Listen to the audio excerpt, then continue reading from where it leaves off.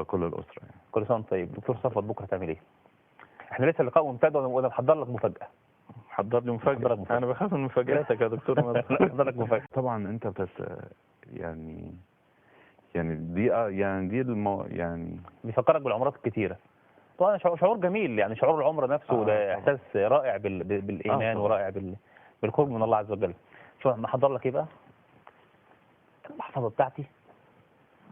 ايه توقع ايه؟ ادينا فلوس. توقع ايه؟ طبعا المشاهدين بيقولوا طلع فلوس ولا طلع ايه؟ ادينا عاديه.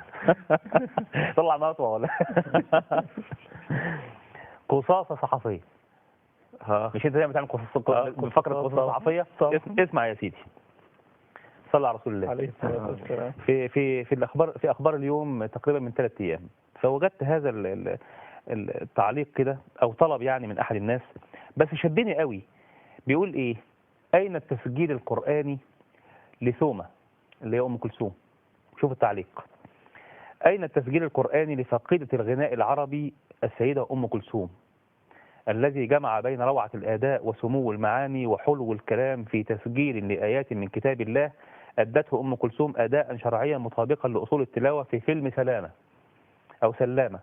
فهذا التسجيل يعطي دروسا في صحة التلاوة لهؤلاء الذين يلحنون في قراءتهم للقرآن الكريم فتكون أقرب إلى الغناء. يعني هو عاوز يقول إن إحنا يا جماعة عاوزين نجيب تسجيل السيدة أم كلثوم عشان نعلم الناس أصول التلاوة. أنا قلت لك في الأول أنا بخاف من مفاجآتك. أنا مش علق أنت بقى. والله يا أخي الكريم، يعني هو أبلغ تعليق أنه لا تعليق.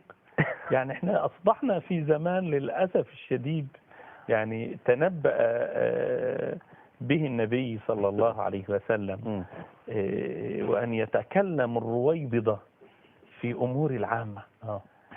الرويبضة هو الإنسان اللي لا يملك شيء، إنسان تافه، إنسان ما عندوش أي قيم، ما عندوش أي مبادئ، إنسان يظن إنه يعني يملك عقل الدنيا وهو لا يملك أي عقل ولا أي قيم. أنا ما بتكلمش على هذا الشخص يعني تحديدا، أنا بتكلم بوجه عام.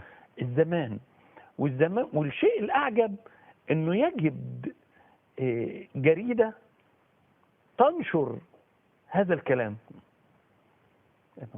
يعني مش لاقي حصري ولا منشاوي ولا عبد الباسط يعلموه احكام التلاوه واصول التلاوه الا ايتين في فيلم السلامه لام كلثوم عشان الناس تعلم لهم احكام التلاوه.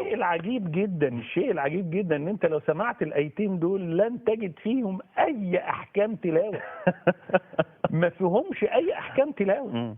يعني لا، وبيوصف في الايتين كأن روعة المعاني وجمال الاسلوب كان من عندها هي، مش من القرآن الكريم، يعني من عندها هي يعني. سبحان الله. طبعا رمضان شهر القرآن، فيمكن اللي شدني ان رمضان شهر القرآن. فلما قريت دي النهارده كده قدام مني يعني استغربت قوي، وقلت دي بتاع دكتور صفوت عشان هو صاحب القصات الصحفية. لا والله اخدها له معايا. لو جبتها لي فضفضه امبارح ولا اول امبارح كان ده موضوع كلام تاني خالص. طيب. يعني نرجع لزمان عزة.